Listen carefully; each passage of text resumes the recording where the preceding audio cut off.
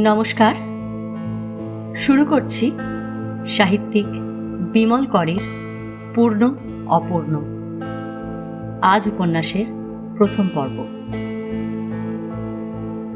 মাথার উপর কৃষ্ণকায় একখণ্ড বৃহৎ মেঘ, দুপাশে নিবিড় অরণ্য আর অন্ধকার ফনাতোলা সাপের মতন এতক্ষণ যেন অবনীকে তাড়া করে নিয়ে যাচ্ছিল। অনেকক্ষণ ধরে সেই অসহায় ও উদ্বেগজনক অবস্থা থেকে পালিয়ে আসার চেষ্টা করছিল, পারছিল না। উভয় পাশের স্থির নিস্তব্ধ বৃক্ষলতাপূর্ণ পার্বত্য উচ্চভূমি, ঘন অন্ধকার, মসিময় মেঘখণ্ড তাকে ঘিরে ফেলেছে। অবনীর মনে হচ্ছিল এই পথ বুঝি আর সে অতিক্রম করতে পারবে না, কোথাও থেমে যেতে বাধ্য হবে। হঠাৎ অর্ধবৃত্তাকার একটি বিপজ্জনক বাঁক পেরিয়ে কাঠের সাঁকোর মুখে গাড়ি আসতেই মনে হলো কি যেন তার চারপাশ থেকে সরে যাচ্ছে। আরও কিছুটা পথ এগিয়ে সেই আকাঙ্ক্ষিত দীর্ঘ ঢাল পাওয়া গেল। মাখারি আর পাহাড়ি জঙ্গল তবে শেষ হয়েছে, এখন পথ ক্রমশই নিচে নেমে যাবে। অবনী অনুভব করতে পারল তার মাথার ওপর সেই কুণ্ডলীকৃত মেঘটিও আর নেই। সন্ধ্যার অন্ধকার এখন দুঃসহ নয়, বাতাস আরও কিছুটা প্রবল হয়েছে। এতক্ষণ যে অরণ্য তাকে ক্রমাগত দুপাশ থেকে গ্রাস করার এবং কৃষ্ণকায় মেঘখণ্ড তাকে আত্মসাৎ করার চেষ্টা করছিল, তারা পিছনে সরে যাচ্ছে। বনভূমি আর তত নিবিড় নয়, ক্রমশই পাতলা হয়ে আসছে। ভীত এবং বিপন্ন অবনী এতক্ষণে স্বস্তির নিঃশ্বাস ফেলল। বিকেলে অবনী যখন শহরের হাসপাতাল থেকে বেরিয়ে আসে, তখন দমকা বৃষ্টি এসেছিল। বড় বড় বৃষ্টির ফোঁটায়, এলোমেলো ঝাপটায় তার গাড়ি ভিজে গিয়েছিল। অবনীও পুরোপুরি শুকনো থাকতে পারেনি। তার জিপ গাড়ির ক্যানভাসগুলো অকেজো হয়ে গেছে, বাতাসে ফটফট করে ওড়ে। গাড়ির পিছন দিকটা ভিজে গেল বিকেলের বৃষ্টিতেই। সেই দমকা বৃষ্টির মধ্যেই মাইলটাক পথ পেরিয়ে আসতে আসতে বিকেল পড়ে এলো, বৃষ্টি ধরে গেল। আকাশ পরিষ্কার হলো না, কোথাও একটু কালো, কোথাও একটু ধূসর, কোথাও বা ঈষৎ রক্তাভ মেঘ ছিল। অবনী এসব খেয়াল করে দেখেনি, তবু যেন চোখে পড়েছিল। আকাশ ও মেঘের সঙ্গে তার চোখের সংযোগ বিচ্ছিন্ন ছিল। সে উদাসীন হয়েছিল, তবু মনে মনে ক্রমশই কোনো এক বিষণ্ণতায় ভারাক্রান্ত হয়ে উঠেছিল। হীরালালের কথা তার মনে স্থায়ী কোনো ছায়ার মতন পড়েছিল। বেচারি হীরালাল, এখনো তাকে হাসপাতালের বিছানায় দেখা যাবে। দুপাশে পর্দা ফেলে দেওয়া হয়েছে, অক্সিজেন চলছে। হয়তো সন্ধ্যায় বা রাত্রে কিংবা কাল সকালে শেষবারের মতন একটু অক্সিজেন নিয়ে সে চলে যাবে। তার শয্যা শূন্য হবে। কোথায় যাবে হীরালাল? আকাশে? আকাশে নয়, দ্বিপদ জীব, মেঘ নয়, বাতাস নয়, ধূলিকণাও নয় যে ওই আকাশে তার ঠাঁই হবে। তবু অবনী উদাস চোখে শেষ বর্ষার অপরাহ্নের বিক্ষিপ্ত মেঘমালা দেখছিল। ওই সময় আসার পথে শহরের শেষ প্রান্তে সেন্ট জোসেফ স্কুলের সামনে তার গাড়ি কেমন মন্থর হয়ে গিয়েছিল। হয়তো অবনী সামান্য সময় দাঁড়িয়ে পড়েছিল। স্কুল কম্পাউন্ডের একটা পাশ অসাড়, ক্লাসরুমের দরজা জানলা বন্ধ। অন্য পাশে মস্ত মাঠ আর পুকুর, পুকুরের গা ঘেঁষে হোস্টেল। ঘণ্টা পড়ছিল হোস্টেলে। কয়েকটা বাচ্চা ছেলে পুকুর থেকে উঠে সপাসপ ভিজে গায়ে ছুটছিল। খেলার মাঠ ছেড়ে সবুজ ভিজে ঘাসের ওপর দিয়ে জল কাদামাখা কটা ছেলেও হোস্টেলে ফিরে যাচ্ছিল। অবনী ওদের দেখতে দেখতে হীরালালের কথা ভাবছিল। হীরালাল ছেলেবেলায় ওই স্কুলে পড়েছে। একবারই পথ দিয়ে যাওয়ার সময় হীরালাল তার পাশে বসে স্কুলের ঘরবাড়ি, মাঠ, পুকুর দেখাতে দেখাতে অবনীকে তার ছেলেবেলার গল্প শুনিয়েছিল। পুকুরে সাঁতার কাটা শিখতে গিয়ে হীরালাল একবার ডুবতে ডুবতে কি করে বেঁচে গিয়েছিল সে গল্প শুনিয়ে হীরালাল বলেছিল, মগর 2 साल बाद हम जूनियर ग्रुप में स्विमिंग चैंपियन हुआ था। সিনিয়র গ্রুপেও হীরালাল মেডেল পেয়েছিল সাঁতারের। স্কুলের পুকুরটিতে বাদলা অন্ধকারের ছায়া পড়ে গিয়েছিল।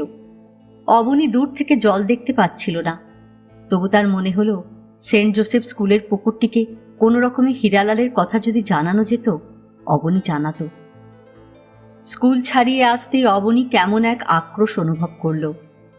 হয়তো অনেকক্ষণ থেকেই ক্রমশ কোনো ক্ষোভ তার মনে জমছিল, মেঘলা জমে আসার মতন কোনো গুমট এবং ভার। জীবন এই রকমই, তার থাকা না থাকার কোনো নিয়ম নেই, স্থিরতাও নেই। অকারণে অপ্রয়োজনে থাকে, আবার অকারণেই চলে যায়। মানুষ তাকে রাখবো বললেই রাখতে পারে না। হীরালাল শক্ত সমর্থ যুবক, বছর ৩৫ বয়স হয়েছিল মাত্র। উদ্যোগী, পরিশ্রমী, প্রসন্ন স্বভাব, কাজকর্ম চমৎকার বুঝত। ঠাকুর দেবতায় ভক্তি ছিল, মদ গাঁজা খেত না, ও সংসর্গে পড়েনি, ঘুষ নিতে তার বিবেকে বাধ্য। এই সব সাধারণ সদ্গুণ রক্ষা করে হয়তো সে ভাবত জীবনের খাতায় কিছু জমাচ্ছে। অথচ সেই জীবনের হিসেবের পাতাটা কত অনায়াসে এবং সহজে কে যেন ধুত বলে টুকরো টুকরো করে ছিঁড়ে বাতাসে উড়িয়ে দিল। হীরালাল মিশ্র, 5 ফুট 8 ইঞ্চির কাঠামো, 1.5 মণের ওপর ওজন, সাঁতারু শক্ত হাত এবং স্থির উদ্দেশ্য নিয়েও অন্য একটি পুকুরের সামান্য পথ এগিয়েই থেমে গেল। কেন? কখন যেন বিকেল পড়ে গিয়ে আলো মুছে আঁধার জমছিল। গাড়ি অনেক দূর এসে পড়েছিল। তাকে পাশ কাটিয়ে তার সামনে দিয়ে আরও কত গাড়ি চলে গেল। অবনী লক্ষ্য করল অন্য মনস্কতার মধ্যেই সে কখন নিজের অজ্ঞাতেই গাড়ির হেডলাইট জ্বালিয়ে দিয়েছে। ঠান্ডা বাদলা বাতাস আসছে হু হু করে। গাড়ির পিছন দিকের ক্যানভাস বাতাসের দমকায় উড়ে উড়ে আছড়ে পড়ছে। কেমন এক শব্দ হচ্ছে, যেন কেউ অবনীর পিছু পিছু বুক চাপড়াতে চাপড়াতে চলেছে। অসহ্য মনে হওয়ায় গাড়ি থামালো অবনী। শহরের দিকের বাসটা তার পাশ কাটিয়ে উল্টো দিকে চলে গেলে ঘড়ি দেখল, প্রায় 6:30। এখনো অনেকটা পথ, মাইল 15-এরও বেশি। গাড়ির ইঞ্জিনে কোথাও একটা বেয়াড়া শব্দ হচ্ছে। নামলো অবনী, ইঞ্জিন দেখল। ঠিক বোঝা গেল না। একটা টর্চ আনা উচিত ছিল, সাধারণত সঙ্গে থাকে। আজ তাড়াতাড়ি হাসপাতালে যাওয়ার সময় টর্চের কথা খেয়াল হয়নি। গাড়িতে ফিরে এসে উঠে বসার আগে পিছনের ক্যানভাস বাঁধার চেষ্টা করল। উঠে এসে সিগারেট ধরালো অবনী। কেমন একটা অবসাদ এসেছে। ছুটোছুটি করার জন্য হতে পারে, মনের ভারের জন্যও হতে পারে। প্রায় আধখানা সিগারেট চুপচাপ বসে বসেই শেষ করে গাড়িতে আবার স্টার্ট দিল। দিয়ে ডান দিকের পথ ধরল। মাইলটাক এগিয়েই মাখারিয়ার জঙ্গল শুরু হবে। পথটা সাবধানে পেরিয়ে যাওয়াই রীতি। জঙ্গলের দিকে বৃষ্টি হয়েছে কিনা বোঝা গেল না। বাসটার গায়ে জল ছিল। ঠিক কোথায় বৃষ্টি পেয়েছে কে জানে। জঙ্গলে বৃষ্টি থাকলে খুব সাবধানে এই পথটা পেরোতে হবে। সাবধান হওয়া না হওয়ায় খুব কি একটা যায় আসে? হীরালাল কখনোই বেপরোয়া ছিল না। প্রতিটি কাজ সে ভেবে চিনতে 7-5 ভেবে করত। ঠান্ডা মাথার লোক যেমন হয়। এই এলাকায় সে আজ 4 বছর ওভারহেড ইলেকট্রিক লাইন লাগাবার তদারকি করছিল। জরিপ, নকশা, পথঘাট, বন পাহাড় সব তার জানা। কাগজ পেন্সিল দিলে চোখ বুজে ছক করে কোথায় কি আছে বলে দিতে পারত। অথচ সেই হীরালাল সামান্য একটা ট্রাক নিজের হাতে পথের পাশে সরিয়ে রাখতে গিয়ে কেমন করে যেন কালভার্টের পাশে গাড়িটাকে গড়িয়ে দিল। ঢালু পথে গাড়িটা মালপত্র সমেত উল্টে গেল। হীরালাল জখম হল।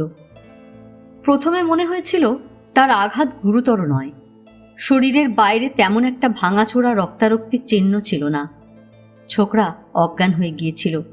হাসপাতালে নিয়ে যাবার পর জানা গেল মাথায় জোর চোট লেগেছে, রক্তক্ষরণ হচ্ছে ভেতরে। আজ নিয়ে 2 দিন ওই রকম অজ্ঞান অবস্থা। আশা ভরসা আর নেই, বিন্দুমাত্রও নেই। কেন এমন হয়? কেন? অবনী হঠাৎ অনুভব করল সে মাখারিয়া জঙ্গলে ঢুকে পড়েছে। সন্ধ্যা হয়ে গেছে এবং তার মাথার উপর একখণ্ড কালো ভয়ঙ্কর মেঘ। থমথমে সেই মেঘের পুঞ্জ ক্রমশই ধোঁয়ার মতন কুণ্ডলি পাকিয়ে আকাশ ঢেকে ফেলতে চাইছে। জঙ্গলের মাথার ওপর দিয়ে যেন সাঁতার কেটে চলেছে মেঘটা। ক্রোধ, তিক্ততা, আক্রোশ সমস্তই যেন আচমকা অবনীকে কেমন বেপরোয়া করে তুলল। পাথরের মতন শক্ত হয়ে সে বুঝি কারোর বিরুদ্ধে দাঁড়াতে চায়, অন্ধ, হিংস্র, দৃঢ় হয়ে। গিয়ার বদলে নিল, অ্যাক্সিলেটারে চাপ বাড়াতে লাগলো, স্টিয়ারিং ধরল শক্ত মুঠোয়। তারপর মনে মনে অদৃশ্য কোনো শত্রুকে যেন ঘৃণার সঙ্গে কিছু বলল। শানিত তলোয়ারের মতন আলোর দীর্ঘ ফলা অরণ্য ও অন্ধকারকে চিরে পথ দেখিয়ে দিচ্ছিল। অবনী সাবধানে গাছের সারি বাঁচিয়ে মাঝ বরাবর পথ ধরে উঁচু নিচু লক্ষ্য রেখে এবং প্রতিটি বিশ্রী বিপজ্জনক বাঁক অত্যন্ত সতর্কতার সঙ্গে পেরিয়ে যাচ্ছিল। হটকারিতা করে সে কখনো পথের পাশে সরছিল না। উভয় পাশেই বৃক্ষলতাকীর্ণ গভীর খাদ অন্ধকারে ফাঁদ পেতে রেখেছে। অসতর্ক হলে অবনী সেই ফাঁদে ধরা পড়বে। সম্ভবত বিকেলের দিকে বৃষ্টি হয়ে গেছে জঙ্গলে। কালো পিচের রাস্তা এখনো ভিজে। গাড়ির আলোয় দীর্ঘ কোনো সরীসৃপের পিচ্ছিল শরীরের মতন কুৎসিত দেখাচ্ছিল। রাস্তার দুপাশে দীর্ঘকায় প্রাচীন বৃক্ষ। অবনী জানে, অসাবধান হলে এই পথে গাড়ির চাকা পিছলে যেতে পারে, পিছলে গিয়ে সরাসরি গাছের সঙ্গে প্রচণ্ড ধাক্কা খেতে পারে। তার সেরকম কোনো স্পৃহা নেই। লক্ষ্য স্থির তীক্ষ্ণ রেখে শরীরের অঙ্গগুলি অস্বাভাবিক কঠিন করে দক্ষতার সঙ্গে সে পথ অতিক্রম করছিল। যেতে যেতে কখন যেন অবনী অনুভব করল তার চতুর্দিকে স্তব্ধতা ভয়াবহ হয়ে উঠেছে। গাড়ির ইঞ্জিনের শব্দ ছাড়া কোথাও কোনো রকম শব্দ নেই। সেই একঘেয়ে যান্ত্রিক শব্দ দীর্ঘ সময় কানের কাছে বাজতে বাজতে কখন যেন সয়ে গেছে, স্বতন্ত্রভাবে আর শোনা যায় না। এই নিরালোক অসার জগতের নৈঃশব্দ এক অবর্ণনীয় প্রাণহীনতা সৃষ্টি করেছে। অবনী হঠাৎ কেমন আতঙ্ক অনুভব করল। তারপর সহসা তার দৃঢ়তা ভাঙল। সে অবজ্ঞা আক্রোশে সে অজ্ঞাত এক শত্রুর সঙ্গে যুঝতে নেমেছিল। মনে হলো সেই অবজ্ঞা এখন তাকে উপহাস করছে। কপালে ঘাম ফুটল, মেরুদণ্ড সামান্য নুয়ে পড়ল। দ্বিধা ও সন্দেহবশে তার মনে হলো গাড়ির আলো ক্রমশই নিষ্প্রভ হয়ে আসছে এবং সে যেন কোনো গুহার মাঝ বরাবর এসে আটকে গেছে। যে কোনো মুহূর্তেই আলোটুকু ফুরিয়ে যেতে পারে, যে কোনো মুহূর্তে সর্বগ্রাসী এই অন্ধকার ও অখণ্ড স্তব্ধতা তাকে আক্রমণ করবে। অবনী ভীত হয়ে অকারণে গাড়ির হর্নে হাত দিল। তীব্র তীক্ষ্ণ এক শব্দ সদ্য ভূমিষ্ঠের মতন যেন এই উদ্বেগের মধ্যে চিৎকার করে উঠল। অবনী অনেকক্ষণ আর হর্ন বন্ধ করল না। বন্ধ করতে তার সাহস হল না। নিতান্ত অন্তরঙ্গ সঙ্গীর মতন তাকে অনুভব করতে করতে একসময় অর্ধবৃত্তাকার একটি বাঁক পেরিয়ে কাঠের সাঁকোর মুখে এসে হঠাৎ অনুভব করল কি যেন তার চারপাশ থেকে সরে যাচ্ছে। আরও সামান্য এগিয়ে সে বুঝতে পারল মাখারিয়ার জঙ্গল এবং সেই কৃষ্ণকায় মেঘের সীমানা সে অতিক্রম করে চলে এসেছে।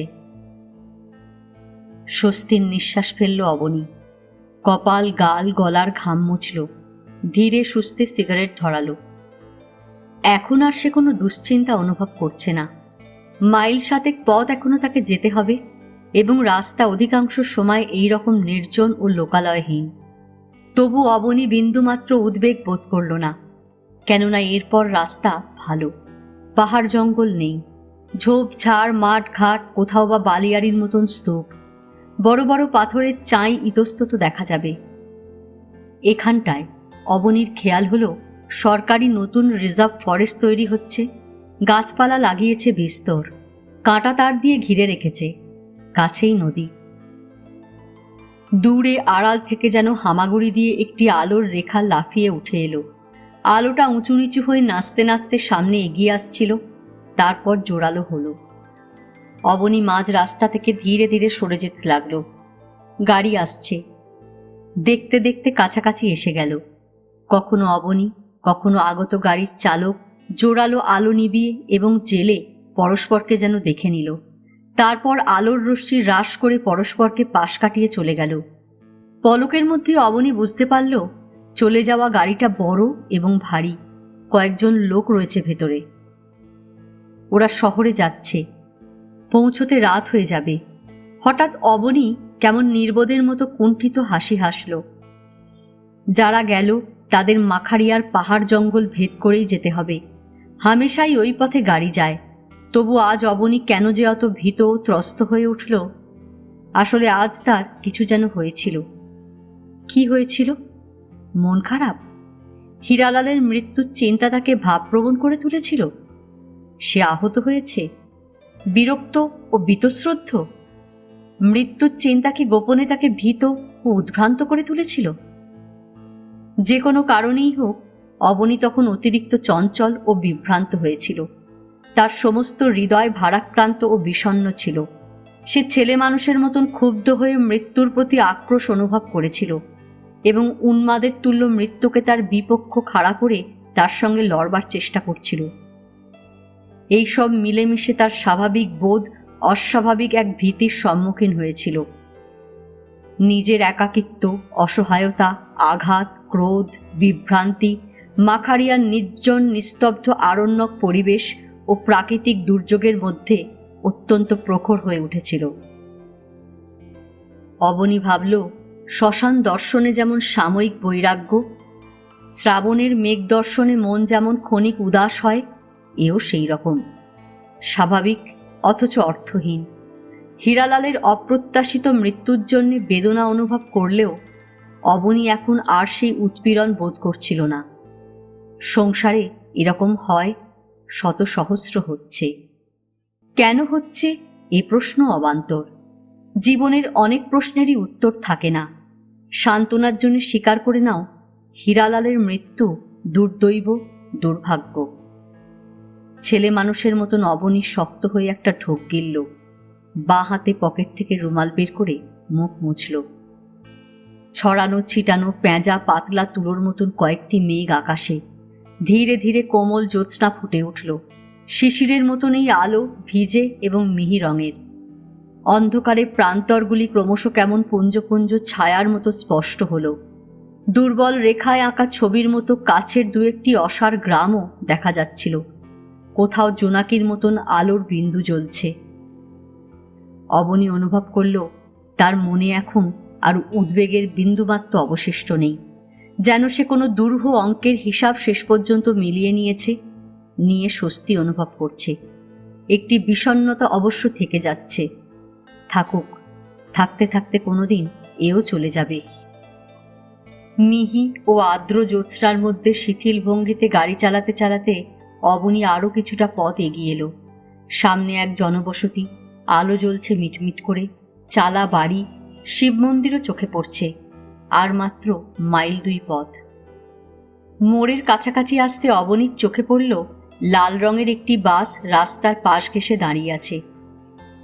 একদল লোক নিচে রাস্তায় ছড়িয়ে ছিটিয়ে ঘুরে বেড়াচ্ছে। কাছাকাছি একটা দোকান, লণ্ঠন জ্বলছে। কে যেন গলা ছেড়ে কাউকে ডাকছিল। প্রায় কাছাকাছি আসতে অবনীর চোখে পড়ল ধুতি জামা পরা এক ভদ্রলোক রাস্তার প্রায় মাঝামাঝি এসে দাঁড়িয়ে সামান্য ঝুঁকে তার গাড়ির দিকে তাকিয়ে আছে। অবনী হর্ন দিল। লোকটা আহাম্মকের মতন পথ জুড়ে দাঁড়িয়ে আছে কেন? পাশ কাটিয়ে চলে যেতে যেতে অবনী দাঁড়ালো। লোকটি হাত তুলেছে, দাঁড়াতে বলছে। গাড়ির পাশে আসতেই অবনী চিনতে পারল মানুষটিকে, সুরেশ্বর। কাছে এসে মুখ বাড়াতে অবনীকেও চিনল সুরেশ্বর। আরে আপনি? কি ব্যাপার? অবনী বলল। আর কি, বাস খারাপ হয়ে গেছে। অবনী বুঝতে পারল এরকম দৃশ্য দেখার অভ্যাস তার আছে। আমি একটু বিপন্ন হয়ে পড়েছি, সুরেশ্বর বিব্রত কণ্ঠে বলল। বাস কখন ঠিক হবে বুঝতে পারছি না। চেষ্টা করছে ওরা, তবু। কোথায় গিয়েছিলেন? স্টেশনে। সন্ধ্যের গাড়িতে এক মহিলা এসেছেন, তাকে আনতে গিয়েছিলাম। অবনী সুরেশ্বরের মুখ লক্ষ্য করার চেষ্টা করল। অবনীকে দেখতে পেয়ে ভদ্রলোকের যেন কিঞ্চিত আশার সঞ্চার হয়েছে। অবনী বলল, কোথায় যাবেন? আপনার আশ্রমে? আশ্রম শব্দটা উপেক্ষা ও কৌতুকের স্বরে বলবার চেষ্টা করল অবনী। সুরেশ্বর বলল, বেশি দূর নয়, কাছেই মাইলখানেকের সামান্য বেশি। একা হলে আমি হেঁটে চলে যেতাম। মেয়েটির জন্য বিপদে পড়েছি, সঙ্গে কিছু মালপত্রও রয়েছে। অবনী বিশেষ প্রসন্ন হল না। সুরেশ্বরকে তার আশ্রমে পৌঁছে দেওয়া অবনীর দায়িত্ব নয়। তাছাড়া এতটা পথ শহরে যাওয়া এবং ফিরে আসায় সে ক্লান্তি অনুভব করছে। তবু বিপন্ন এক মহিলার কথা ভেবে অবনী সুরেশ্বরের অনুরোধ এড়িয়ে যাবার কৈফিয়ত খুঁজে পেল না। তার বিরক্তিও প্রকাশ করল না, নিষ্পৃহ গলায় শুধু বলল, আসুন তাহলে, একটু তাড়াতাড়ি। সুরেশ্বর আর দাঁড়ালো না, বাসের দিকে চলে গেল। অবনী চুপচাপ বসে সিগারেট ধরালো, ধরিয়ে পাশ ফিরে বাসের দিকে তাকিয়ে থাকল। জ্যোৎস্না অনাবিল নয়, তবু দেখা যায় সব। বাসের ড্রাইভার ইঞ্জিনের ঢাকা খুলে যন্ত্রপাতি দেখছে। হাতে লণ্ঠন নিয়ে তার পাশে অন্য একজন দাঁড়িয়ে। বাস থেকে নেমে পড়ে একদল দেহাতি এদিক ওদিক দাঁড়িয়ে গল্পগুজব করছে, বিড়ি ফুঁকছে। দোকানের সামনে দাঁড়িয়ে কেউ কেউ পান টান খাচ্ছে। বাস খারাপ হয়ে রাস্তায় দাঁড়িয়ে পড়ায় এদের তেমন কোনো ব্যাকুলতা আছে বলে এখন অন্তত মনে হচ্ছে না। অবনীর চোখে পড়ল, বাসের পিছন দিকে একটি মেয়ে এসে দাঁড়ালো। হয়তো এতক্ষণ বাসের মধ্যেই বসেছিল, সুরেশ্বরের কথা মতন নিচে নেমে এসেছে। সামান্য দূর থেকে স্পষ্ট করে মেয়েটিকে দেখা গেল না, অনুমান করা গেল। কৌতূহল অনুভব করল অবনী। বৃদ্ধা অথবা বয়স্কা বলে মনে হচ্ছে না। সুরেশ্বর বলেছিল মহিলা, অবনীর ধারণা ছিল বৃদ্ধা বা বয়স্কা। পরে সুরেশ্বর বলেছে মেয়েটি। অবনী তখন তেমন খেয়াল না করলেও ঠিক এই ধরনের কোনো মেয়ের কথা ভাবেনি। সুরেশ্বরের কোনো আত্মীয়া নাকি? এই বন জঙ্গলের মধ্যে তার আশ্রমে একটি মেয়েকেই বা সে টেনে আনবে কেন? মেয়েটা তফাতে দাঁড়িয়ে অবনীর গাড়ির দিকে তাকিয়েছিল, তারপর বাসের দরজার কাছে সরে গেল আবার। বোধহয় সুরেশ্বরকে জিনিসপত্র নামাতে সাহায্য করতে গেল। সুরেশ্বরই প্রথমে একটা সুটকেস এনে গাড়ির পিছন দিকে রাখল। বলল, বাক্স, বেডিং আর কাঠের পেটি আছে একটা, কিছু খুচরো খাচরা জিনিসও। দুটি দেহাতি ধরাধরি করে বাক্স বেডিং এনে ফেলল গাড়ির মধ্যে। সম্ভবত এরা সুরেশ্বরকে চেনে। কথাবার্তা থেকে সেই রকম মনে হলো। জিপের পিছনের কাটা দরজাটা খোলা অসুবিধাজনক বলে কোনো রকমে চাপিয়ে দিল। শেষে পেটি বাক্স আর পিছু পিছু সুরেশ্বর ও সেই মেয়েটি। দুজনের হাতেই খুচরো জিনিসপত্র, ছাতা, মেয়েলি কাঁধ ব্যাগ, টর্চ, জলের ফ্লাস্ক।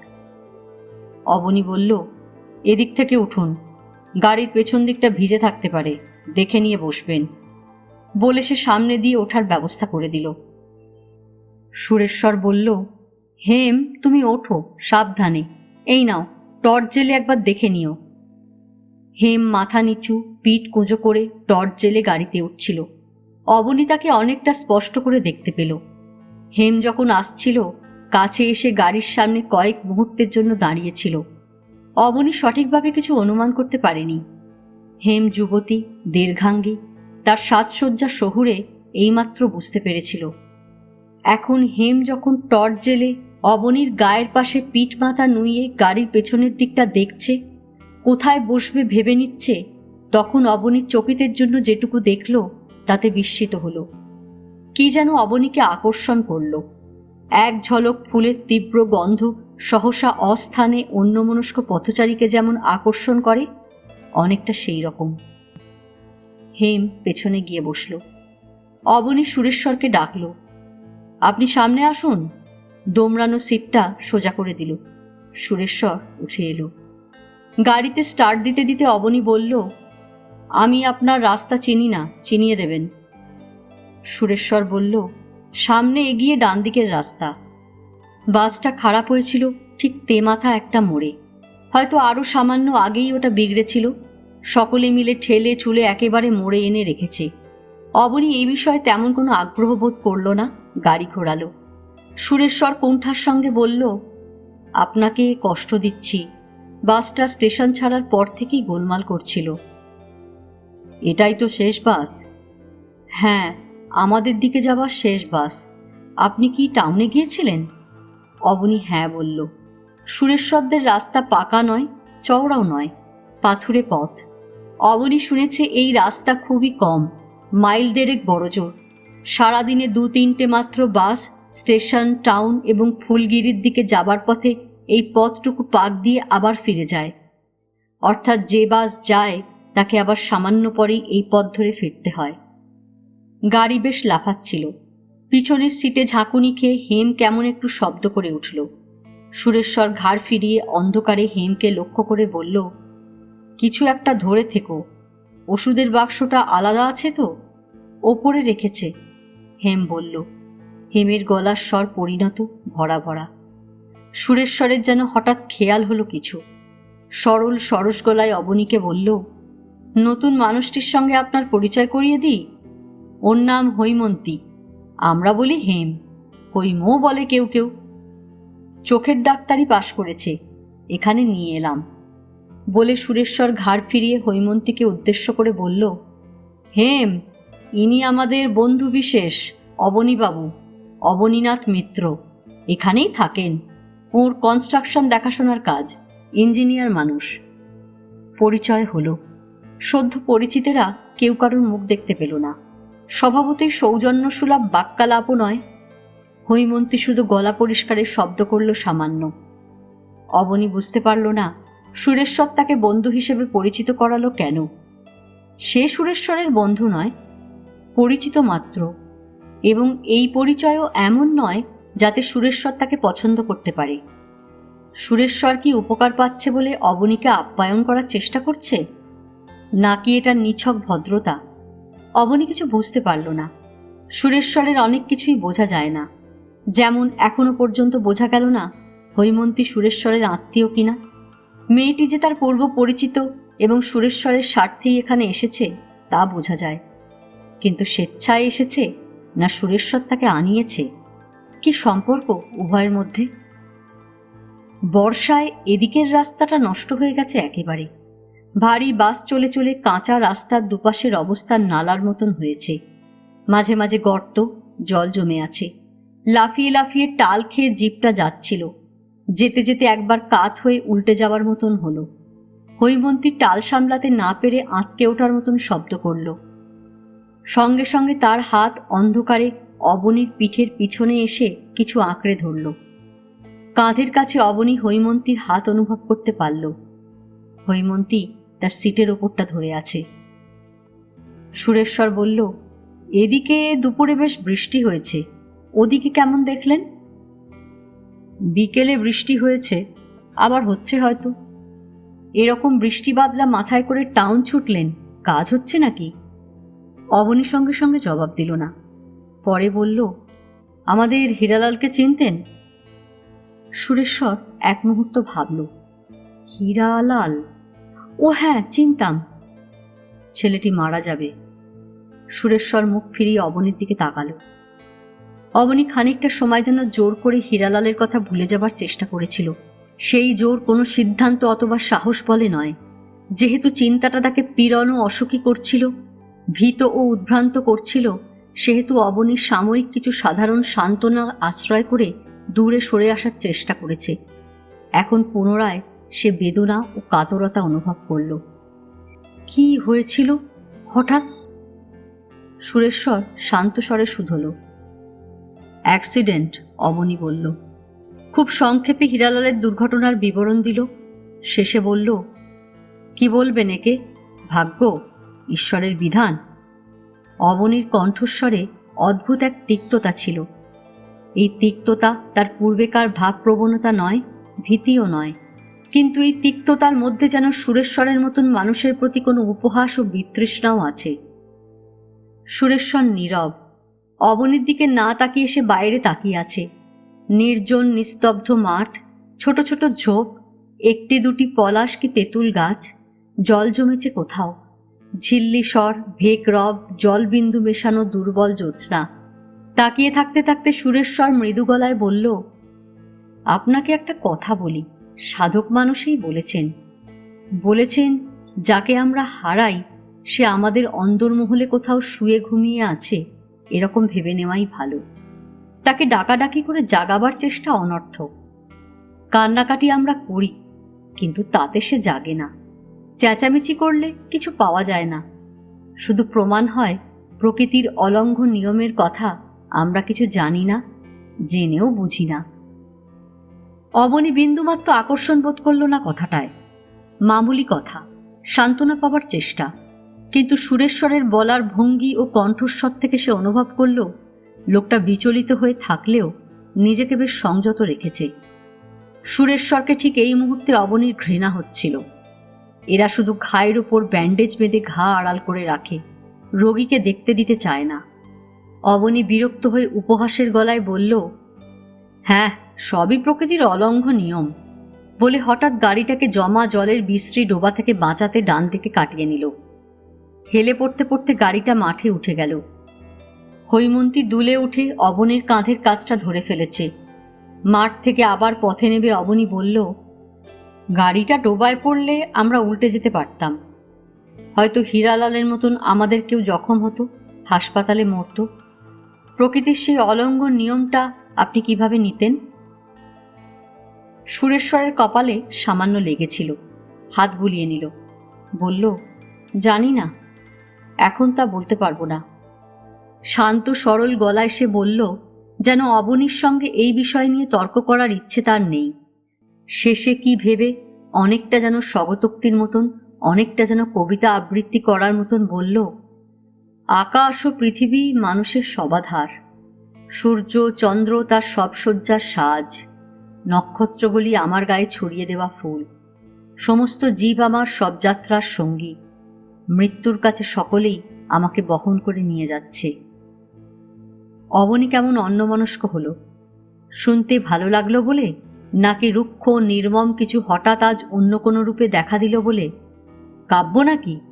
অবনী শুধল, না, কাব্য নয়, তবে কাব্যও হতে পারত। আপনি ভাববেন না কথাটা আমার, প্রাচীন এক চীনা দার্শনিক এই রকম বলেছিলেন। সুরেশ্বর আস্তে আস্তে জবাব দিল। অল্প থেমে আবার বলল, সংসারের সমস্ত জিনিস নিয়েই বাহুল্য করা যায়, জন্ম নিয়ে, মৃত্যু নিয়ে, ভালোবাসা নিয়ে, সততা নিয়ে, সমস্ত নিয়েই। বাহুল্য যদি করতেই হয়, তবে নিকৃষ্ট বাহুল্য করা কেন? নাটকটা খারাপ লিখে লাভ কি? অবনী কোনো জবাব দিতে পারল না। হয়তো সে তখনও সবটা ভালো বুঝতে পারেনি। ততক্ষণে সুরেশ্বরের আশ্রমে চলে এসেছে ওরা। সুরেশ্বর আশ্রমের আলো দেখিয়ে বলল, ওটাই আমার আস্তানা, আপনি তো আগে কখনো আসেননি, আজও বড় অসময়ে আপনাকে টেনে আনলাম। অবনী হেসে বলল, কি নাম আপনার আশ্রমের? অন্ধজনে দেহ আলো। গাড়িটা আশ্রমের মধ্যে ঘুরিয়ে ব্রেক করার পর অবনী আবার কাঁধের ওপর হৈমন্তীর হাতে স্পর্শ পেল, যেন অন্ধকারে হৈমন্তী তার কাঁধে ভর না দিয়ে উঠতে পারছে না। সকালে ঘুম ভাঙার আগে অবনী হীরালালকে স্বপ্ন দেখেছিল। ঘুম ভেঙে গেলে সে কয়েক মুহূর্ত হীরালালকে খুঁজল, যেন ভিড়ের মধ্যে হীরালাল কোথাও অদৃশ্য হয়েছে, এক্ষুনি ফিরে আসবে। হীরালাল এলো না।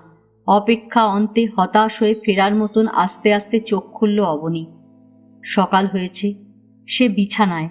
মশারির আড়াল থেকেও বোঝা যায় বাইরে মেঘলা হয়ে আছে। ঘরের মধ্যে আলোর মালিন্য মাথার উপর পাখা ঘুরছে শব্দ করে। বিছানা ছেড়ে উঠতে অবনীর আগ্রহ হলো না। শুয়ে শুয়ে হাই তুলল। কেমন অবসাদে ভরে আছে সব। মাঝে মাঝে এক ধরনের অদ্ভুত অবসাদ বোধ করে অবনী। এই অবসন্নতা মদ্যপানজনিত নয়, ক্লান্তিবশতও নয়, কি যেন তার শরীর ও মনকে এমন এক অবস্থার মধ্যে টেনে আনে যখন প্রতিটি বিষয়ে সে অনাসক্তি বোধ করে। তার ইন্দ্রিয়গুলি কোনো কিছুতেই উৎসাহ অনুভব করে না। এই অবস্থায় অবনী নির্বিশেষে এমন এক অবহেলা, বিরক্তি এবং উপেক্ষার মধ্যে ডুবে থাকে যে তাকে জড়বৎ মনে হয়। আজ অবনী অন্য এক ধরনের গভীর অবসাদ বোধ করছিল। অবহেলা, উপেক্ষা বা বিরক্তির সঙ্গে তার কোনো সম্পর্ক নেই, বরং উদাসীনতার সঙ্গে রয়েছে। যেন গতকাল কোনো শব বহন করে সৎকার শেষে সে অতীব ক্লান্ত হয়েছিল এবং দুঃখ ভারের মধ্যে ঘুমিয়ে পড়েছিল। আজ এখন ঘুম ভেঙে জেগে উঠে কেমন এক শূন্যতা অনুভব করছে। আরও কিছুক্ষণ অবনী চুপচাপ শুয়ে থাকল। হীরালালের কথা ভাবল। হীরালালের কথা ভাবতে গিয়ে কাল সন্ধ্যা ও রাত্রের কথা তার মনে পড়ল। নিসর্গ চিত্রের বিবিধ দৃশ্যগুলির মতন তার চোখে মাখারিয়ার জঙ্গল, অস্ফুট জ্যোৎস্না, সুরেশ্বর, হৈমন্তী ঝাপসা হয়ে আসছিল। শেষে অবনী দীর্ঘশ্বাস ফেলে মুখের সামনে মশারি সরিয়ে উঠে পড়ল। বাইরে মেঘলা, খুব গাঢ় নয়, জলের মতন হালকা রঙের। জানলার কাচের শার্সিগুলো পুরোপুরি খোলা নয়, শার্সিতে জলবিন্দু। বাইরে বৃষ্টির আঁচ ঝরছে। দূরে স্টেশনে ইঞ্জিনের হুইসেল বাজল। বাদলার কাক ডাকছে কোথাও। বাইরে চাকর বাকরের গলা শোনা গেল।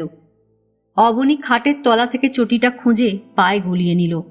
বাথরুমে যাওয়ার আগে ঘরের দরজা খুলে চাকরকে হাঁক দিয়ে চা আনতে বলল। সামান্য পরেই ফিরল অবনী।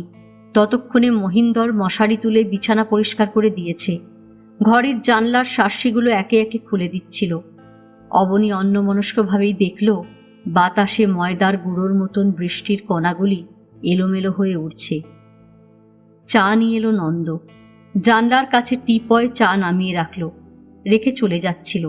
অবনী পাখাটা বন্ধ করে দিয়ে যেতে বলল। অন্যদিন এতক্ষণে সকালের নিত্যকর্মের অনেক কিছুই সারা হয়ে যায়। অবনী এ সময় অফিস যাওয়ার জন্যও মোটামুটি তৈরি হতে পারে। আজ কোনো কিছুতেই তার আগ্রহ হচ্ছিল না। পর থেকে চা ঢেলে নিল অবনী, যৎসামান্য চিনি মেশালো। বাইরে সে একই ধরনের বৃষ্টি। এবছরের দিকে বৃষ্টি বেশি হচ্ছে, গত বছর এতটা হয়নি। তবু এখন বর্ষার শেষ। মাঝ বর্ষায় অবনী রীতিমতো বিরক্ত হয়ে উঠেছিল। গত 3 মাস কাজকর্ম প্রায় কিছুই হয়নি, হবার উপায় ছিল না। প্রায় প্রত্যহ মুষলধারায় বৃষ্টি, শুরু হলে থামতে চায় না। একঘেয়ে ক্লান্তিকর কি বিশ্রী বৃষ্টি। মাঠ ঘাট জলে জলময়, নদী নালায় বান ডাকত। জঙ্গলে কাজ করা অসম্ভব ছিল। তার ওপর কুলি মজুরের অভাব, রাস্তা বন্ধ, মালপত্র পাঠানো যেত না। লোকালয় ছেড়ে কোনো জঙ্গলে তাঁবু পড়েছে। কুলি মজুরেরা হঠাৎ দেখল ঝড়ে জলে তাঁবু উড়ে চলে গেল, চাল ডাল ভেসে গেল জলে, মালপত্র তছনছ হলো। ব্যাস, কাজ বন্ধ করে বসে থাকো। অসুখ বিসুখ, সাপ বিছে ভালুক টালুক তো আছেই। এত রকম বাধাবিঘ্নের জন্য এ সময় কাজ চলে মন্থর গতিতে। এবার আরও মন্থর। এই এলাকাটা পাহাড়ে জঙ্গলে নদী নালায় ভরা। এর মধ্যে দিয়ে পথ পরিষ্কার করে খুঁটি পুঁতে পুঁতে ওভারহেড ইলেকট্রিক লাইন টেনে নিয়ে যাওয়া সময় সাপেক্ষ। মাত্র 2 বছর হলো অবনী এখানে এসেছে। প্রথমে সমস্ত ব্যাপারটাই তার কাছে অদ্ভুত মনে হয়েছিল। সাবেকে কিছু কোদাল গাঁইতি, শাবল, কুড়ুল, দড়িদড়া আর দেহাতি কিছু কুলি মজুর, জোয়ান গোছের 2-4 জন পাঞ্জাবি, খাকি হাফ প্যান্ট পরা এক সুপারভাইজার বাবু। সবাই মিলে যা করছে তাকে অসাধ্য সাধন বললেও অন্যায় হয় না। হীরালালের কাঁধে রাজ্যের বোঝা। তবু আশ্চর্য, ওই সাবেকি সম্পদ নিয়েও দেখতে দেখতে কাজ অনেকটা এগিয়ে গেল। অবনী নিজে ঠিক এ কাজের মানুষ নয়। তার আগের অভিজ্ঞতার বেশিটাই ছিল কাগজপত্রে। বিদেশি এক ইঞ্জিনিয়ারিং ফার্মের যন্ত্রপাতি বসানোর কাজে ডিজাইন করত। সাতঘাটে জল খেত না। ওই কাজে বছরাষ্টেক কাটিয়ে হঠাৎ সব ছেড়ে ছুড়ে চলে এলো এখানে। আসার পেছনে প্রত্যক্ষ ও পরোক্ষ কারণ ছিল অনেক। মোটামুটি কারণটা এই যে তার আর ভালো লাগতো না। নিজের বৃত্তি বা পেশায় সে বিরক্ত হয়ে উঠেছিল। ওপরওয়ালাদের সঙ্গে কথা কাটাকাটি, সহকর্মীদের সঙ্গে মনোমালিন্য দিনে দিনে বাড়ছিল। অসন্তোষ আর তিক্ততা, গ্লানি আর ক্ষোভ বাড়তে বাড়তে ক্রমেই একটা অসহ্য অবস্থা হলো। বাড়িতেও মানসিক তৃপ্তি বা আরাম বলে কিছু ছিল না। ললিতার সঙ্গে তার সম্পর্ক চরমে উঠেছিল। বাহ্যত তারা স্বামী স্ত্রী হলেও ভেতরে পরস্পরের সঙ্গে তাদের সম্বন্ধ হয়েছিল বিরক্তির এবং ক্লান্তির, ঘৃণার। দাম্পত্য সম্পর্ককে মনে হতো পায়ের কাছে ছড়ানো কাচের ভাঙা বাসনের মতন, টুকরো টুকরো হয়ে ভেঙে ছড়িয়ে পড়ে আছে, ধারালো কানা চকচক করছে, পা রাখলেই ক্ষতবিক্ষত না হয়ে উপায় নেই। এই তিক্ততা সন্তানের মধ্যেও সংক্রামিত হয়ে উঠেছিল। অবনীর পক্ষে সেটা কাম্য ছিল না। ললিতা আইন আদালতের শরণাপন্ন হবার পক্ষপাতী, অবনীও অনিচ্ছুক নয়। সৌভাগ্যক্রমে একটা ভদ্রলোকের চুক্তির মতন বোঝাপড়া হয়ে যাওয়ায় আপাতত তারা বিচ্ছিন্ন হতে পারল। স্ত্রীকে মুক্তি দিয়ে অবনী দূরে সরে এলো। ললিতা মেয়েকে রেখে দিল। ভরণ পোষণের টাকাটা সে কোনোভাবেই হাতছাড়া করতে চায় না। চায়ের পেয়ালা শেষ হয়েছিল। অবনী সিগারেট ধরালো, তারপর আরও 1 পেয়ালা চা চেয়ে নিল। এখানে চাকরিটা পেতে তার সময় লাগেনি। যেহেতু সে বাইরে পালাতে চায়, কিছু একটা হলেই হবে এই মনে অবনী চাকরি খুঁজছিল। কিছু খুঁটিয়ে না দেখেই এখানে দরখাস্ত করেছিল। কয়েকদিনের মধ্যেই জবাব এলো। অবনী দ্বিধা করল না, চলে এলো। চাকরিটা আধা সরকারি বললেও বলা যায়। দায় দায়িত্ব তেমন কিছু নেই। হাতে কলমে কাজও নয়, শুধুমাত্র তদারকি আর চিঠিপত্রের লেখালেখি, নির্ঝঞ্ঝাট কাজ। ওপরওয়ালা বলতে মাথার ওপর যিনি আছেন তার অফিস অন্যত্র। বছরের 2-4 বার মুখোমুখি দেখা হয়। একেবারে অপদার্থ, তবে মানুষটি ভালো। অবনীর এই কাজে একটা মাত্র অসুবিধে এই যে প্রায় তাকে কাজকর্ম দেখতে যত্রতত্র যেতে হয়। কিছুটা ছোটাছুটি রয়েছে, তা থাক, সুবিধের তুলনায় অসুবিধে প্রায় কিছুই নয়। থাকার বাড়ি পেয়েছে, অ্যালাউন্স আছে, মাইনে অবশ্য খুব কিছু না। অবনীর তাতে ক্ষোভ নেই। দ্বিতীয় কাপ চা শেষ করে অবনী উঠল। ইলশেগুড়ি বৃষ্টি থেমে গেছে। মেঘলা কখনো খুব ফিকে, কখনো আবার গাঢ় হয়ে আসছে। বাতাস রয়েছে বেশ, মনে হচ্ছে বেলায় কিংবা দুপুর নাগাদ মেঘলা কেটে যাবে। সামান্য বেলায় অবনী যখন অফিস যাবার জন্য তৈরি হয়ে বাড়ির বারান্দায় বেরিয়ে এলো, তখন তাকে খানিকটা ঝরঝরে দেখাচ্ছিল। সদ্য দাড়ি কামানো মুখ, মাথার চুল সামান্য ভিজে, গায়ে হালকা রঙের বুশ কোট, পাট ভাঙা ট্রাউজার পরনে, হাতে ওয়াটারপ্রুফ। বৃষ্টি পড়ছিল না, পথ ভিজে, গাছের পাতায় জল জমে আছে। বাগানের মধ্যে দিয়ে যাবার সময় অবনী দেখল কদমতলায় দাঁড়িয়ে মহিন্দর ডিম কিনছে। কাঠের ফটক খুলে অবনী রাস্তায় উঠল। অবনীকে দেখলে তার বয়স সঠিক অনুমান করা মুশকিল। মনে হয় বছর 45, কিন্তু তার বয়স 40-এর কিছু বেশি। মাথায় বেশ দীর্ঘ, অঙ্গ প্রত্যঙ্গগুলি লম্বা ছাঁদের, মুখ লম্বা এবং শক্ত, কপাল উঁচু, নাক দীর্ঘ, চোখ গভীর করে বসানো, গলাও সামান্য লম্বা। বয়সের মেদ বাহুল্য নেই শরীরে, যেটুকু আছে তা না থাকলেও তাকে বেমানান দেখাতো না। মনে হয় অবনী বরাবরই ছিপছিপে গড়নের ছিল, শক্ত ছিল। পিঠের কাছটায় ঈষৎ নুয়ে থাকে, কাঁধ তেমন ভরাট নয় বলেই হয়তো অমন দেখায়। অবনীর মাথার চুল পাতলা, কোঁকড়ানো ধূসর রঙের, গায়ের রং ময়লা। প্রথম দর্শনে অবনীকে রূঢ় ও গম্ভীর প্রকৃতির মনে হয়, সম্ভবত তার চোখের দৃষ্টির জন্যে। তার চোখে অস্বাভাবিক কিছু আছে, বোঝা যায় না, তবু মনে হয় অবহেলা এবং উপেক্ষার চোখে সবকিছু দেখাই যেন তার অভ্যেস। নম্রতা বা সৌজন্য, কৌতূহল বা উৎসাহ সহসা তার দৃষ্টিতে দেখা যায় না।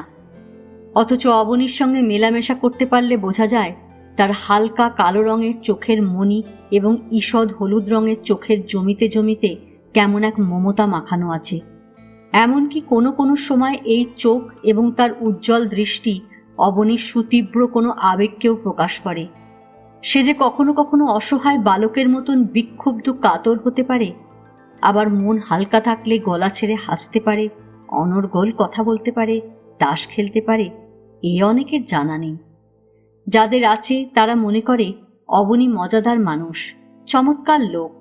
যারা জানে না তারা অবনীকে ভদ্রজন বলে মনে করে না, ভাবে লোকটা অহংকারী, অসভ্য, ইতর শ্রেণীর। এই 2 বছরে এখানে সুনাম দুর্নাম দুই কিছু হয়েছে তার। সুনাম করেছে তারা যারা কম বেশি অবনীর অন্তরঙ্গ হতে পেরেছে, দুর্নাম করেছে তারা যারা ওর ঘনিষ্ঠ হতে পারেনি। সুনাম অথবা দুর্নামের প্রতি এখনো পর্যন্ত তেমন কোনো মোহ জন্মায়নি অবনীর। অফিসের কাছাকাছি পৌঁছে বিজলীবাবুর সঙ্গে দেখা অবনীর। সাইকেলে চেপে বিজলীবাবু কোথাও যাচ্ছিলেন, নেমে পড়লেন। এখানকার বাস সার্ভিসের ম্যানেজার, প্রায় প্রৌঢ়, তবু শখ শৌখিনতা ছাড়েননি। কাঁচা পাকা চুলে অ্যালবার্ট টেরি কাটেন, চোখে সোনালি ফ্রেমের চশমা, মালকোচা মারা ধুতির সঙ্গে সাদা শার্ট, শার্টের দুদিকে বুক পকেট। বেটেখাটো গোলগাল মানুষ, ধপধপ করছে গায়ের রং, গোটা 3 আংটি আঙুলে। পান খান প্রচুর। গৃহে যুগল স্ত্রী, বাইরেও নারী সঙ্গ করে থাকেন বলে লোকের বিশ্বাস। বিজলীবাবুর ধারণা পুরুষ মানুষকে স্বাস্থ্য টিকিয়ে রাখতে হয়, তার জন্য শুধু কর্মঠ হলেই যথেষ্ট নয়, পান ভোজন ও আনুষঙ্গিকের প্রয়োজন আছে। যেটুকু পাও হাত বাড়িয়ে ভোগ করে নাও, রেখো না লেশ, নইলে পরে হায় তুমিও করবে কখন ধুলোয় প্রবেশ। ভদ্রলোক ওমর খৈয়ামের বাংলা অনুবাদ প্রাণ ভরে মুখস্থ করেছেন। সুযোগ মতন তার থেকে 2-4 লাইন আওড়ে জীবন সম্পর্কে তার ধারণাটা অকপটে বুঝিয়ে দেন। অবনীর সঙ্গে বিজলীবাবুর এক ধরনের বন্ধুত্ব আছে। বিজলীবাবু তার বাসের ড্রাইভারকে দিয়ে মাঝে মাঝেই কখনো শহর কখনো অন্য বড় কোনো জায়গা থেকে অবনীর মদ্যাদি আনিয়ে দেয়। অবনীর নিমন্ত্রণ রক্ষা করেন, পাল্টা আপ্যায়নেও ইতস্তত করেন না। বিজলীবাবু সাইকেল থেকে নেমে বললেন, মিত্তির সাহেবকে দেখলাম কাল রাত 9টা নাগাদ ফিরছেন। কোথায় যাওয়া হয়েছিল? টাউনে? হাসপাতালে। ও হ্যাঁ হ্যাঁ হ্যাঁ, সেই ছোকরা কেমন আছে? ভালো না, খুবই খারাপ। আশা নেই? কোথায় আর। বিজলীবাবু দুপলক অবনীর দিকে তাকিয়ে থাকলেন। কোনো কিছু মনোযোগের সঙ্গে লক্ষ্য করার সময় তার নাক সামান্য কুঁচকে ওঠে। মনে হয় তিনি শুধু চোখ দিয়ে দেখছেন না, গন্ধটাও শুকে নিচ্ছেন। ইতর প্রাণীদের মতো বিজলীবাবু ঘ্রাণ ক্ষমতায় যেন অনেক কিছু বোঝান। সাইকেলের হ্যান্ডেলে ঝোলানো ছাতার বাঁটে হাত বুলিয়ে নিলেন অকারণে। তারপর কপাল দেখাবার ভঙ্গি করে বললেন, নিয়তি বলেছে না, নিয়তি কেন বাধ্যতে। ওখানে মিত্তির সাহেব মানুষ ঠুটো, জারি চুরি চলে না। অবনী কোনো কথা বলল না, অন্যদিকে তাকিয়ে থাকল। এই দুনিয়ার এটাই খেলা। বিজলীবাবু এবার হাসবার চেষ্টা করলেন। মাথার ওপর এক শালা পেয়াদা বসে আছে, ঠিক সময় সমন ধরিয়ে দিয়ে কাছারিতে টেনে নিয়ে যাবে। তাই তো বলি, যে কদিন আছো বাপু, খেয়ে দে ফুর্তি আরাম করে কাটিয়ে দাও। চারবাক ঋষি টিষি বলেছেন, যাবৎ জীবেত সুখ জীবেত, খাঁটি কথা। অবনীর হঠাৎ এ সময় সুরেশ্বরের কথা মনে পড়ল। কি যেন বলেছিল কাল সুরেশ্বর? পৃথিবী এবং আকাশ আমার সবাধার, চন্দ্র সূর্য তারা। বিজলীবাবু ততক্ষণে পকেট থেকে সিগারেট বের করে এগিয়ে দিয়েছেন। আসুন, একটা কড়া খান। অবনী অন্যমনস্কভাবেই সিগারেট নিল। বিজলীবাবু তার সিগারেট কেসে মিক্সচারওয়ালা সিগারেট পাকিয়ে রাখেন। বন্ধুবান্ধবকে দিতে হয় বলে পাকানোর সময় উচ্ছিষ্ট করেন না। দুজনেই সিগারেট ধরালো। অবনী বলল, আপনার বাস যে মশাই প্রায় দেখি রাস্তায় খারাপ হয়ে দাঁড়িয়ে থাকে। কাল ফেরবার পথে এক ঝামেলা। সুরেশ্বর একটি মেয়েকে নিয়ে যাচ্ছিল, পথে আটকা পড়েছে, তাদের আবার পৌঁছে দিলাম। আজ সকালে শুনলাম, বাসের আর কি দোষ বলুন, ভাগে মা মালিক থেকে শুরু করে ক্লিনার সব বেটাই কিছু কিছু করে ভাগ মারছে। আমিও মারি, ভাগে মা গঙ্গা পাবে কোথায়? এই লং ট্রিপ প্রপার মেনটেনেন্স করতে হলে খরচটা কেমন লাগে ভাবুন। জোড়াতালি মেরে চালানো, ওই রকমই হবে। আমার আর কি। তা কাল আমাদের মহারাজজিকে আপনি পার করলেন। বিজলীবাবুর চোখে কেমন কৌতূহল ও হাসি ফুটল। অবনী বলল, জায়গাটার কি নাম যেন? গুরুডিয়া। রাত্রিরে ঠিক বুঝলাম না, তবে অনেকগুলো ঘরটর করেছে দেখলাম। দিব্যি করেছে। আপনার বুঝি ওদিকে আর যাওয়া হয়নি? দিন দিন যাবেন একদিন, দেখবেন। সুরেশ মহারাজ, বুঝলেন মিত্তির সাহেব, বেশ কাজের লোক। 3-4 বছর লেগে পড়ে এখন মোটামুটি দাঁড় করিয়ে ফেলেছেন। ভদ্রলোককে আপনি সুরেশ মহারাজ, মহারাজজি এসব বলেন কেন? অবনী একটু হেসে বলল। বলার মধ্যে তেমন কোনো কৌতূহল ছিল না, থাকার কথা নয়। বিজলীবাবু বরাবরই ওইভাবে কথা বলেন, এবং আগেও 2-4 বার অবনী তাকে পরিহাস করে জিজ্ঞেস করেছে কথাটা। আগে যেমন, এবারও বিজলীবাবু হেসে হেসে জবাব দিলেন, বলবো না? গেরুয়া না পড়লেও সুরেশ মহারাজ যে সন্ন্যাসী মানুষ, ভেগযোগী নয়, কর্মযোগী। গীতাটি পড়েছেন নাকি আপনি মিত্তির সাহেব? আমি পড়িনি, বাড়িতে একটা আছে। হিন্দুর ছেলে, মরার সময় মাতার পাশে রাখতে হবে তো। বিজলীবাবু আপন রসিকতায় মজে গিয়ে হাসলেন। হাসি থামলে হঠাৎ বললেন, সুরেশ মহারাজ কাল এসেছিলেন। আমার বাস অফিসে পা দিয়েছিলেন 2 দণ্ড। বললেন কাকে যেন নামাতে এসেছেন। দেখলাম তো, বেশ ডাগর একটা মেয়েকে নিয়ে বাসে চাপলেন, মালপত্র সমেত। তা শুনলেন কিছু? মেয়েটিকে? চোখের ডাক্তার। মেয়েরাও চোখের ডাক্তার হয়? হবে না কেন? তা ঠিক, পুরুষের চোখ মেয়েরা ভালোই বোঝে, মেয়েদের চোখও মেয়েরা আন্দাজ করে ভালো। বাড়িতে তো দেখছি। তা যিনি এলেন তিনি কি সদবা না কুমারী? জানি না। সুরেশ মহারাজের কেউ হয় নাকি? চেনাশোনা? নিজের কেউ নয়? বুঝলাম না। চুপচাপ। দুজনেই বোধহয় মনে মনে মেয়েটিকে দেখছিল।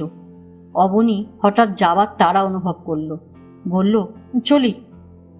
বিজলীবাবু যাবার জন্য ব্যস্ত হয়ে পড়লেন। দেখেছেন কাণ্ড, আপনাকে লেট করিয়ে দিলাম। আচ্ছা মিত্তির সাহেব, চলি। আমি একবার গোপী মোহনের কাছে যাব, বিকেলে দেখা সাক্ষাৎ হবে। বিজলীবাবু সাইকেলের সামনে থেকে সরে যেতেই অবনী অফিসের দিকে পা বাড়ালো। অল্প এগিয়েই অবনীর অফিস। দেখলে অফিস বলে মনে হয় না। কোনো বন্ধ হয়ে যাওয়া ছোটোখাটো কারখানা যেমন দেখায়, অনেকটা তেমনি চেহারা। কাঁটা গাছের কিছু কিছু বেড়া, তার গা ঘেঁষে জালি তার দিয়ে অনেকটা জায়গা জুড়ে ফেন্সিং। প্রায় মাঝ মধ্যে ইট রঙের ঘন লাল এক ছোটোখাটো বাড়ি, মাথায় টালির ছাউনি। ফাঁকা জায়গাটায় নানান জিনিস ছড়িয়ে আছে। লোহার খুঁটি, শালের খুঁটি, হরেক রকম তার। কের চাকা, ভাঙা বাক্স, চিনেমাটির ইনসুলেটর, দু একটা ভাঙাচোরা ট্রাক, মায়ে একটা ক্রেনও। আর কত বিচিত্র বস্তু। ওরই মধ্যে কোথাও কয়েকটা করবি গাছ, কলা ফুলের ঝোপ, মস্ত একটা হরিতকি গাছ একপাশে, তার গায়ে ইঁদারা। বাড়িটা যে ভাড়া নেওয়া বুঝতে কষ্ট হয় না।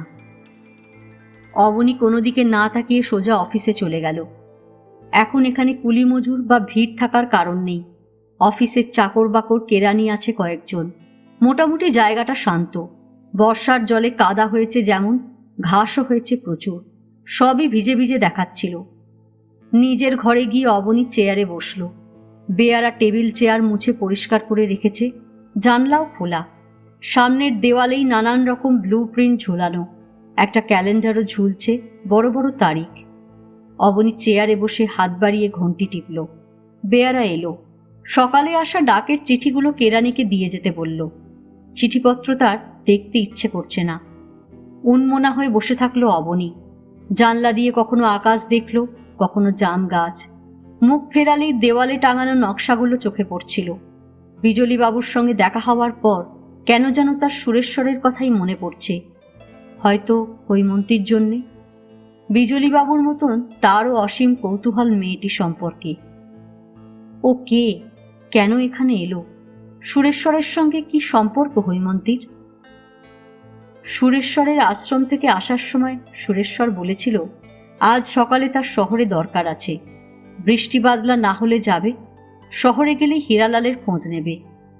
সুরেশ্বর কি শহরে গিয়েছে, নাকি কাল অবনী পথের বিপন্ন মানুষকে বাড়ি পৌঁছে দিয়েছে বলে ওটা সুরেশ্বরের ভদ্রতা স্তোক দিয়েছে? মানুষটাকে আর যাই হোক, ঠিক বাজে ধাপ্পা মারা লোক বলে অবনী মনে করতে পারে না। আজকের দিনে কি করে একজন প্রাপ্তবয়স্ক শিক্ষিত জ্ঞানবুদ্ধিসম্পন্ন পুরুষ মানুষ আশ্রম খুলে বসতে পারে, অবনীর তা মাথায় না ঢুকলেও লোকটাকে এসব ব্যাপারে একেবারে অবিশ্বাস করা যায় না। হয়তো সুরেশ্বর সত্যিই শহরে গেছে। কাল ওই অবস্থার মধ্যেও অবনী কিন্তু বেশ অবাক হয়েছে। কোথাকার কোন গুরুডিয়া, সেখানে যাওয়া আসার ভালো পথ নেই। চারিদিকে জঙ্গল আর পাহাড়ি গাঁ গ্রাম।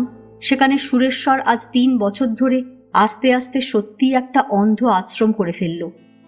সুরেশ্বরদের নামিয়ে দিয়ে ফেরার সময় কতটুকু আর ঠাহর করা যায়। তবু ওরই মধ্যে ম্লান জ্যোৎস্নায় যেটুকু দেখেছে অবনী, তাতে অবাক হয়েছে। মানুষটা কাজের, অন্তত এ কথা বলা যাবে না। সুরেশ্বর ধুনি জেলে সেখানে বাবাজি হয়ে বসে আছে। এই সুরেশ্বর বছরখানেক আগে একবার অবনীর কাছে কিছু সাহায্যের জন্য অনুরোধ জানিয়েছিল। অবনী যতটুকু পারে, যা পারে। অবনী সরাসরি প্রত্যাখ্যান করেছিল। বলেছিল, ক্ষমা করবেন, ওসব আমি দিই না। হয়তো এভাবে প্রত্যাখ্যান না করেও অবনী কিছু দিতে পারত, যেমন অন্যান্য জায়গায় দিয়ে থাকে, ভদ্রতা করে বা দয়া করে। সুরেশ্বরের বেলায় অবনী ইচ্ছে করেই মুখের ওপর না বলেছিল, কারণ এই ধরনের মানুষকে সে আঘাত করতে চায়। সুরেশ্বর কি ধরনের মানুষ? আশ্রম ফাশ্রমে আমার কোনো ইন্টারেস্ট নেই। আমি ওসব বিশ্বাস করি না। অন্ধদের জন্য কিছু করতে হলে দরকার হাসপাতালের, দরকার ডাক্তার। আপনি কি ডাক্তার? হাসপাতাল খুলবেন জঙ্গলে? আমার তো কোনো সম্বল নেই। চেষ্টা করছি আস্তে আস্তে যতটা পারি। সম্বল যখন নেই তখন করছেন কেন? আপনাদের সাহায্য পাবো এই আশায়। তাহলে করুন, আমি কিন্তু আপনাকে নিরাশ করলুম। তাতে কি? আশ্চর্য, লোকটা অপমানিত হওয়া সত্ত্বেও রাগল না, কটু কথা বলল না, আগের মতোই সরল হাসিমুখ করে থাকলো। অবনীর দেওয়া চা খেলো, অন্য 5টা গল্প করল, তারপর নমস্কার জানিয়ে চলে গেল। অথচ অবনী প্রায় নিঃসন্দেহ এই অপমান সুরেশ্বরকে ভেতরে বিচলিত করেছিল, ওপরে সে তা প্রকাশ করেনি। এরপরও কয়েকবার দেখা হয়েছে দুজনের। হঠাৎই সুরেশ্বর প্রসন্ন মুখে কথা বলেছে, গল্প করেছে, তার আশ্রমে যাওয়ার নিমন্ত্রণ জানিয়েছে। অবনী কেমন যেন সংকুচিত হয়েছে সামান্য, কিন্তু শেষ পর্যন্ত গায়ে মাখেনি। আসলে সুরেশ্বরদের মতন মানুষদের ওপর অবনীর পরম বিতৃষ্ণা ছিল। ব্যক্তিগতভাবে সুরেশ্বর যাই হোক, ওরা একটা গোষ্ঠী, সামাজিক দিক থেকে পরিকল্পিত সম্প্রদায়। সুরেশ্বরকে তা থেকে আলাদা করা যায় না। জীবনের যাবতীয় রুক্ষ যন্ত্রণা থেকে এরা ভীরুর মতন পাশ কাটিয়ে পালিয়ে গেছে, ধর্মের নামে, সেবার নামে, মুক্তির নামে। এমন নয় পালিয়ে গিয়ে এরা পরিচ্ছন্ন হয়েছে, সংসারের সমস্ত রকমের স্বার্থ, ইতরতা, আকাঙ্ক্ষা, মোহকে পালন ও লালন করেছে। তবে এই ভেগ কেন, এই মিথ্যা কেন? সাধারণ মানুষের মতো ওদের অন্যের জন্য পরিশ্রম নেই, প্রাত্যহিক গ্লানি নেই, দায় নেই, কোথাও দায়িত্ব নেই। পিতা, মাতা, স্ত্রী, পুত্র, পরিজনের জন্য চিন্তা নেই, উদ্বেগ নেই। যেসব রূঢ় সমস্যা সাধারণ মানুষকে নখ দিয়ে নিয়ত আঁচড়ায়, গলা টিপে ধরে, আয়ু নিঃশেষ করে নেয়, তোমরা সেখান থেকে পালিয়ে গেছো। অথচ ওই বেচারীদের শ্রদ্ধার চাঁদায় তোমরা দিব্যি বেঁচে আছো। আশ্রম গড়ছ, মঠ বানাচ্ছ, মন্দির তুলছ, আর ভক্ত শিষ্য পরিবৃত হয়ে ধর্মজ্ঞান বিতরণ করছো। অকর্মণ্য, আত্মপরায়ণ, ধাপ্পাবাজ সব। অবনী প্রায় নিঃসন্দেহ ছিল সুরেশ্বর কিছুই করবে না, করতে পারবে না। বড়জোর একটা আখড়া তৈরি করবে নিজের, কাউকে ধরে পাকড়ে একটা মন্দিরও তুলবে হয়তো। তারপর শাঁখ, ঘণ্টা, কাসর বাজিয়ে ভক্ত সমাগম ঘটিয়ে ছোটখাটো মহাপুরুষ হয়ে অধিষ্ঠান করবে। অথচ লোকটা ভদ্র, শিক্ষিত, বুদ্ধিমান। অবনী বুঝতে পারে না কি করে প্রায় তার সমবয়সী একজন আজকের দিনে এমন করে নিজেকে প্রবঞ্চনা করতে পারে। এই জঙ্গল কি তার অন্ধ আশ্রম খোলার জায়গা? যদি তোমার মহৎ উদ্দেশ্যই থেকে থাকে, কেন তুমি নিজে ভালো চোখের ডাক্তার হলে না? কেন শহরগঞ্জে লোকালয়ে চেম্বার খুলে বসলে না? কেন কোনো হাসপাতালের সঙ্গে থাকলে না? তুমি ধর্মপ্রাণ, ঈশ্বর বিশ্বাসী। অবনীর তাতে কোনো আগ্রহ নেই, উৎসাহ নেই, বরং উপেক্ষা আছে। মানুষের যার যা পছন্দ তা বিশ্বাস করতে পারে। ভূত, প্রেত, পরজন্ম, দিন, দয়াল, অবতার, কারোর কিছু বলার নেই। অবনী এসব গ্রাহ্য করে না, সে অন্য কিছু বিশ্বাস করে। বিজলীবাবুর আবার অন্য ধারণা। কিন্তু অবনী বুঝতে পারল না সুরেশ্বর কি করে স্বাভাবিকই গুরুডিয়ার জঙ্গলে অন্ধ আশ্রম গড়ে তুলতে পারল। কিছু না হোক, হঠাৎ দেখলে অবাক হবার মতন খানিকটা নিশ্চয়ই করেছে। কেমন করে করল? কেমন করেই বা হৈমন্তীর মতন একটি মেয়েকে সুরেশ্বর এখানে টেনে আনলো? হৈমন্তী বা কেন এলো? সুরেশ্বর কি তাকে ভুলিয়ে এনেছে, ভাসিয়ে এনেছে? যেমন করে নিজে ভেসে এসেছে তেমন করেই কি ভাসিয়ে এনেছে হৈমন্তীকে? নাকি সুরেশ্বরকে ভালোবেসেছে ও? ভালোবাসা কি যে সম্পর্ক দুজনের মধ্যে কিছুই বোঝা যায় না। সুরেশ্বরকে রহস্যময় পুরুষ বলেই মনে হচ্ছিল অবনীর। তার আশ্রমে যুবতী সমাগমের পরিণতি কি হবে তাও বোঝা যাচ্ছিল না। আরও খানিকটা বেলায় পোস্ট অফিসের ফোন মারফত অবনীর কাছে খবর এলো হীরালাল কাল রাত্রে মারা গেছে। সুরেশ্বর শহর থেকে ফোন করেছিল। আজ এ পর্যন্তই। উপন্যাসের 2য় পর্ব নিয়ে অন্যদিন আসব। যদি গল্প পাঠ আপনাদের ভালো লাগে তাহলে একটা লাইক দিয়ে যেতে ভুলবেন না। এখনও যারা আমার চ্যানেলটা সাবস্ক্রাইব করেননি তাদের সকলের কাছে অনুরোধ রইল, প্লিজ আমার চ্যানেলটা সাবস্ক্রাইব করে দেবেন। পাশে যে বেল নোটিফিকেশনটা আছে সেটা অবশ্যই প্রেস করে দেবেন। আর অবশ্যই কমেন্টস করে জানাবেন উপন্যাস কেমন লাগছে। আজকের মতন নমস্কার।